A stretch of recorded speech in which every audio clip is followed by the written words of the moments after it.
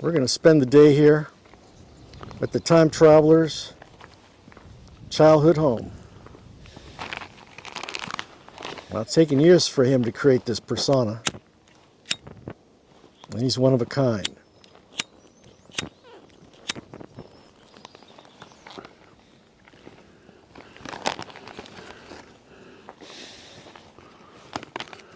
Are we doing something? Hey, hallelujah. Okay, they call me the time traveler. Now, we've talked a little bit about this place, but they don't call me that for no good reason. I grew up in this house. It has no electricity. It still doesn't. It had no running water when we moved in. It still had a hand pump on the sink. Oh, yeah, I'm sorry. I'm not looking at the camera again. You know, I'm an And you don't have amateur. to tell the people what you're doing. I'm an amateur at this. No, they might as well know I don't know what the hell I'm doing. Okay, remember, you're not looking at me, or I guess you can if Okay, you all want to, right. but you want to look We're into the recording all of camera. this, so now I've proven that I'm an idiot. All right, so we've determined that. And you've already told people about the house, and No, I didn't. No, your let me. fans want to hear some stories. No, okay, so what I want to do is I want to talk about how I wound up being like I am. Nobody would come out here. Nobody. Nobody. But once in a while, so the old guys would come around and they would talk to my dad. Well, my dad was a young man in those days, but he was already born in 1913.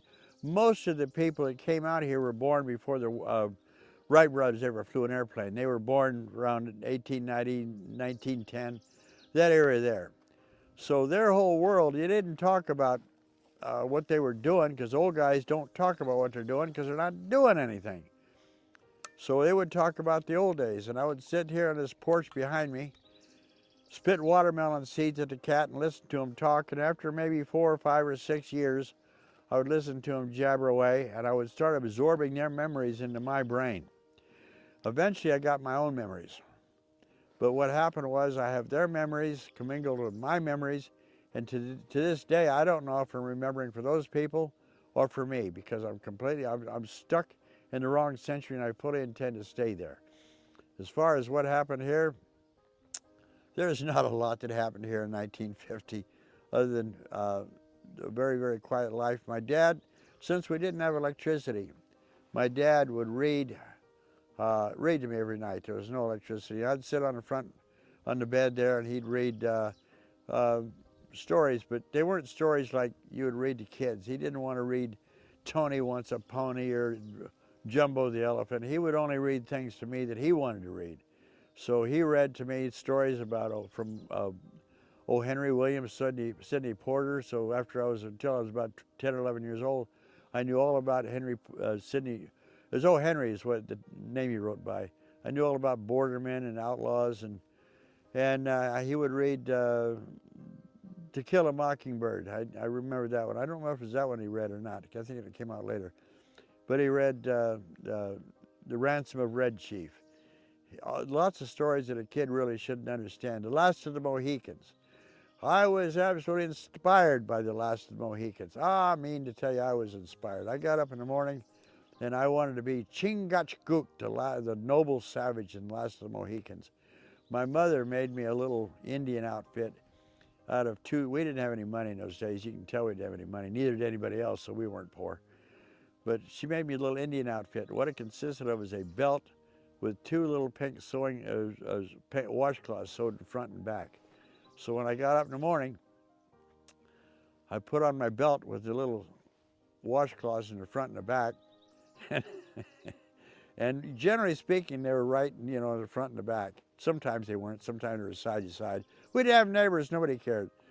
And I was dressed for the day. I didn't have any shoes to worry about. I didn't have anything. I just put on the belt, went out the back door, and I was up on this hill, that hill being Chingachgook, the noble savage. And I did that for a couple of years, and it was high entertainment. Since we didn't television, it was high entertainment for me. And I remember one year he took me to see Moby Dick in the theater. Oh, I'd never seen a theater before. Holy schmoly, Jesus, Lord, look at that. And we got in there, and here's Gregory Peck, and probably a 28-year-old sea captain, or probably a 60-year-old sea captain, and the biggest damn fish I'd ever seen. And I was so excited about that fish that I went and I was looking for I wanted to be a whaleman when we got back. Uh, and the next morning I decided I was going to be a whaleman, like Ishmael. You know, I didn't want to be called Ishmael, but Yeah, I love the opening of that Moby Dick. They call me they Ishmael. called me Ishmael, exactly. So the next morning I got my little wagon out and I stole, well, they didn't know I stole them, but I stole the stove poker, a roll of tape, and a broom handle. So now I had a harpoon. I had the whaleboat, which is the wagon. I had the harpoon, which is the harpoon. And then I needed to have something to go with that, and I needed a whale. Well, I could find, oh yeah, and then I had a bat taped into my leg because, you know, Captain Ahab had a whalebone for a leg, so I had the bat taped to my leg, so I stumped around here with one leg. And I remember Gregory Peck, his version of Ahab was he had a big scar across his face where he'd fought with a white whale. And he would take and he would, Gregory Peck's idea was he'd wince like this because he couldn't see outside of his face. Well, so I got this baseball bat taped to my leg and I'd stump around the place and I'd wince. What are you pointing at? Look into the camera. Oh, I was not. Anyway, I would stump around and I had that whalebone for a leg. And I had everything I needed except the whale. So I found my mother had an old pillow.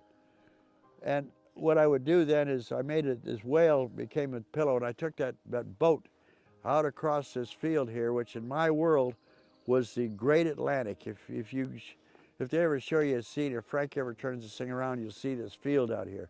Well, in my mind, that field was the Atlantic Ocean with the waves of wind growing the grass back and forth. So I became a whaleman out there in the Atlantic, in my Atlantic Ocean, and I'd sit on top of this roof over here that was no longer here, and there was a big chimney that came out of it. Well, in my mind, the top of that kitchen was not the top of the kitchen. It was the deck of the Pequod, the mighty whaling ship, the Pequod. And that chimney that came out of there wasn't a chimney, it was the mast of the mighty Pequod. So I was up there, and I remember when I saw a whale, which was usually a car that went by, which was rare, it was all I needed, and I'd say, there she blows, and I'd jump off the roof, get in my wagon, and go out to that field and start catching whales, killing whales. I killed that pillow of my mother's for a long time. Well, The back in problem, those days, some of those cars did look like whales. well, that was the problem. I mean, they were big cars. There was a nice gal and a nice man and wife with their 2.6 kids. They're driving by, you know, very slowly in their black Buick, and they have no idea how close they came to being harpooned and turned into oil because I was on the roof with my harpoon. I was going to take them out. But anyway, they would. Now you lost me. Made me lose my train of thought about the whaler guy. But that's okay. You get the idea. I'm just amazed you can still remember all the names like the Pequod, characters like Starbuck and Ahab Well, when and you're a little kid Ishmael. and you don't have much going on, you remember everything in great detail. Not only that, when you're little, the first time you do anything at all, it's the first time you remember it. I won't get into your first date and what happened in the back seat of the Ford. That's not the first time. I'm talking about little kids who have their first, you know, like the first time my uncle let me drive his Plymouth. He'd set me on his lap and I got to steer. I still remember that. I remember the first Christmas tree we ever got. We didn't have any money. So Uncle George and I went down to the bottom of the river, where the river was, no longer. Now it's Folsom Lake, that mud hole. I hate that mud hole. It's nothing but a collection basin for muddy snow water with the possibility of fish. It was a beautiful river, but that's a whole other story. And we cut down an old buck pine and got enough of it together to where we had some needles still on it. We stuck it up, and I remember decorating my first ever Christmas tree. And we had some old lights that, you know, electric lights that were strung around there, but we didn't have electricity, so I had nothing to plug them in. But there we hung them up on the tree anyway, and I was so impressed with that decorating that Christmas tree that I took all the stuff off and did it again, but it wasn't nearly as fun the second time. And the lights, there was nothing to plug them into, so I couldn't have any real lights. I keep wandering. I'm rambling now. I'm rambling. I was going to go somewhere else with the. Well, you decorated this Christmas tree, and it was a big part of your of your nostalgia. Well, it was the first time I did that. Just like it's the first time you drive a car. You remember the first time you did things. There's some things you just remember because it's the first time you've never done it before. Little kids are easy to entertain if they're doing something for the first time. And Or were you the type of kid where your parents would tuck you into bed, give you a kiss, and tell you ha! a story? Well, my dad read to me every night. Yeah. So your mom was not touchy-feely? She didn't tuck you in or anything like that? No, well, she wasn't. She wasn't. Well, that says a lot right there. Well, no, it says So nothing. you didn't early on. You didn't feel the affections of a woman. You saying there's something wrong with me? I'm saying there's You're saying that psychological. I'm not affectionate? I'm saying there's You say that I'm psychological. not huggy-feely? I'm saying there's some psychological reasons why you are in regards to women. So in other words, you're analyzing me. A little bit. Yeah, well, okay. Anyway, my mother, the problem with my mother, not a problem. She got tuberculosis. And in those days, when you got tuberculosis, they locked you up. It wasn't like a disease where, you can run around and do anything you want. You got locked up. Weimar was basically a prison for people with consumption. They kept them locked up. I could only visit my mother through a chain link fence. That was up in Weimar. How old were you and how old do you think she was? Oh, I don't know. She must have been, I think she had me late in life. She might have been in her 30s. I was maybe 7, 8, 9. So basically it was just me and the old man. And he was a very tolerant man, because I remember one time I'm up on the roof here behind me shooting butterflies out of the lilacs, or trying to. I wasn't doing a good job of it. I think most of the butterflies actually survived. Anyway, I'm up there shooting butterflies out of the lilacs. My dad is sitting right there reading the newspaper, drinking his cup of coffee. And as I'm shooting the butterflies, one of the BBs went through and tagged him right in the forehead. So it's the only time I ever saw my dad mad. Anyway. Well, now that I'm out here thinking about the way you grew up, did your dad go somewhere to work, and were you left here unsupervised, especially when your mom had tuberculosis? No, there was my dad. He was not well. As a matter of fact, he died young. I never knew my dad when he was healthy. We would take a walk down the road, and after... So was your dad on welfare? What was your He had source? military disability. Okay. $137 a month, probably. It wasn't much. But at any rate, I can remember a time when we wouldn't go for a walk somewhere, we walk down the road. He'd have to stop about every 10 or 15 minutes to catch his breath. So he was not a healthy man. I thought everybody lived that. I had no idea. I thought everybody walked 10 or 15 feet and then stopped to get their wind again. I didn't know there was anything wrong. So anyway, but at that time that I shot him in the forehead with the BB gun, he was a little annoyed, I will say that. And I remember he's crawling up the ladder here, which over the kitchen. He's heading my way. And as his head appears over the top of that ladder in the roof, I was there with my BB gun, and I thought, I could shoot him now and finish him off. But I thought, maybe that wouldn't be the right thing to do. So I dropped the BB gun, and I went, if you see the house behind me, I ran up to the top of the roof, ran down the other side, and jumped off the house on that side and went to the river for the rest of the day. So, I mean, sometimes discretion is required if you've just shot your dad in the head with a gun. Anyway, so you're asking me questions. Go ahead and ask me questions. Well, so your mom was gone for about how long? 2 or 3 years, probably. Wow, that's a long time to miss your mother. Yeah. So you're saying that I've been scarred because Well, I don't like being touched, Frank. All right. If I know that. If you're right there at your years when you're 7, 8, and 9, and missing your mom, I would imagine that would affect you. So how did you get to school? Oh, they had a bus come down. Were you homeschooled? They had a bus come down here.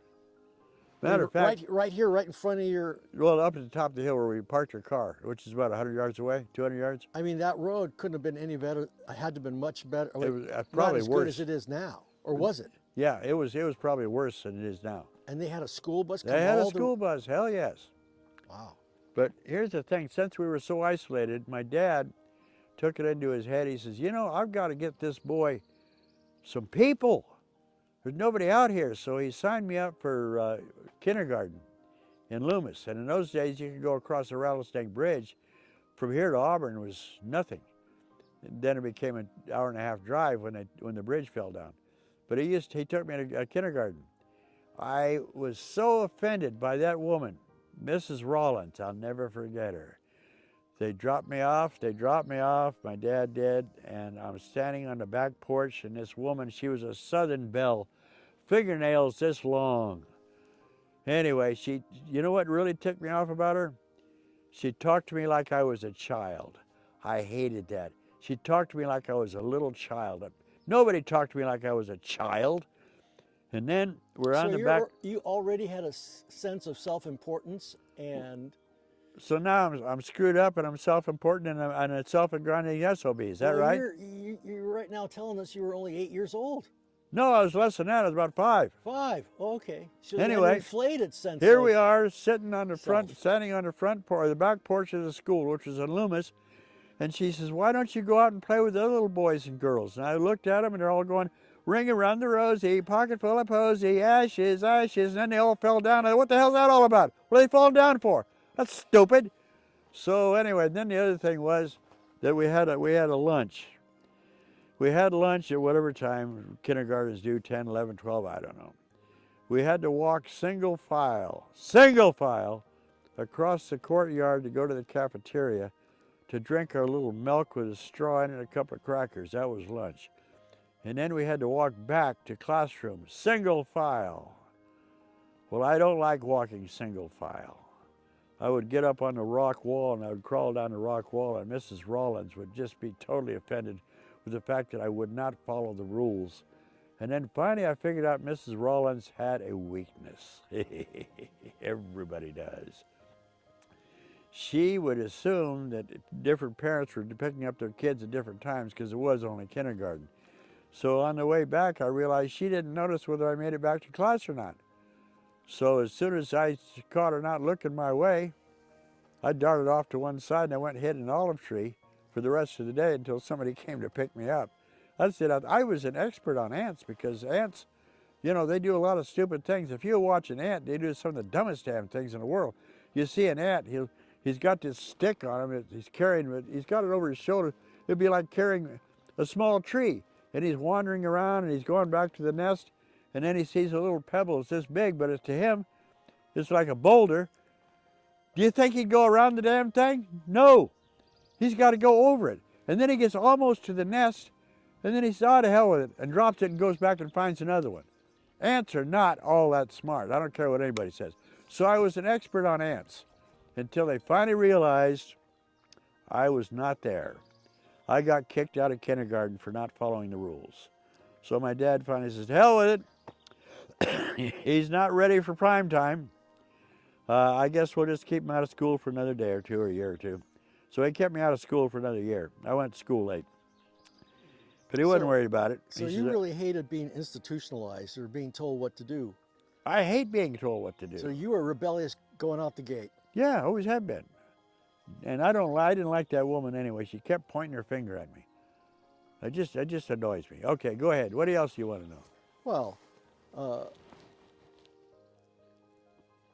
I don't know. I think you've told us pretty much a lot about the way. Well, I can always edit this out, you know. Yeah. So I don't know what else to ask you. Oh, your partner in crime has a suggestion. I'm not supposed to look at her. Oh, something about the rainstorm. Oh, yeah. Well, you know, little kids see the world differently than adults do. Like I said, it's the first time. So we would have once in a while. You would hear that. You know, I'd be getting ready to go to bed, and you could hear in these trees behind me.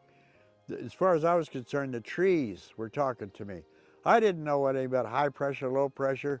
I mean, you got now when you have a rain, you got little Susie Q down in Sacramento. So I gotta look at the camera. Susie Q down in Sacramento. She's got a little rubber boots and her little umbrella, and she's reporting this rain like she's Edward R. Murrow reporting the Blitz of London, for crying out loud. So I didn't know any of that stuff. But what I did know is the trees across the creek, they would start to rustle a little bit. And in my mind, as a little kid, they were nervously whispering to each other, these trees. They would just whisper. They were saying, "Something's coming, something's coming." I knew something was coming. And the trees would let me know that was happening. And then pretty soon the trees would start to their arms, in my mind, they were arms waving back and forth, and now they're frantic because they know something's really coming. And now I know I got to get my little butt in bed because there's some shit going down, and I know it's coming.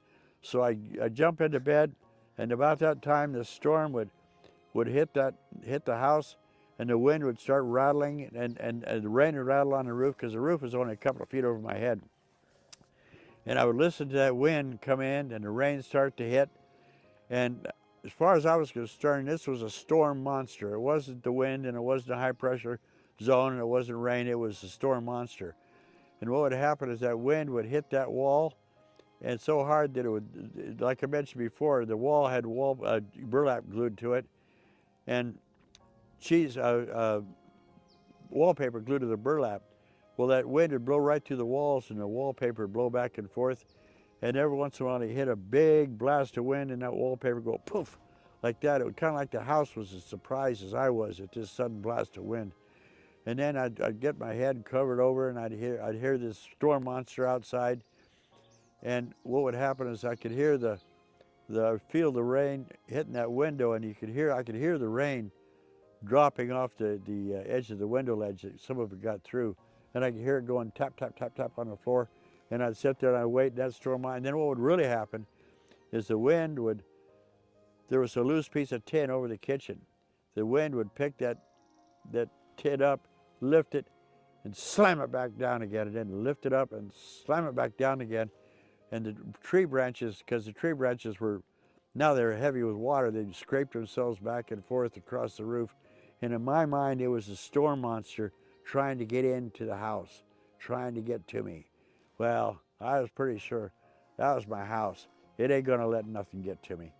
So eventually that storm would gradually pass away, go off up the canyon somewhere and go bother somebody else. But I can remember I'd be laying there, the storm is gone, the water's still dripping off the roof, and you could hear water dripping off the roof onto a tin can that was outside my bedroom window. Bedroom window would go ting, ting, ting, ting, to ting, ting, ting, and I'd hear the water, and I could go to sleep because it was like a lullaby to me, and listen to that water dripping off on that tin can. And I figured I'm okay, as long as I keep my head and feet covered, because whatever's under my bed can't get to me as long as my head and feet are covered. I just didn't get out of bed. And besides, I had my 3 or 4 stuffed dolls. I had, my mother made me 2 monkey dolls, Chester and Charlie.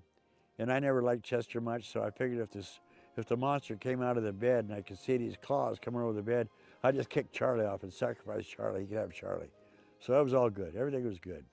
You had a happy childhood. I had a happy childhood. Can't ask more for that. No, it was perfect. Perfect. Well, I guess it's time to go. Yes, it is. We should have been better prepared, but that's okay. Maybe next time. You should have been better prepared. Oh.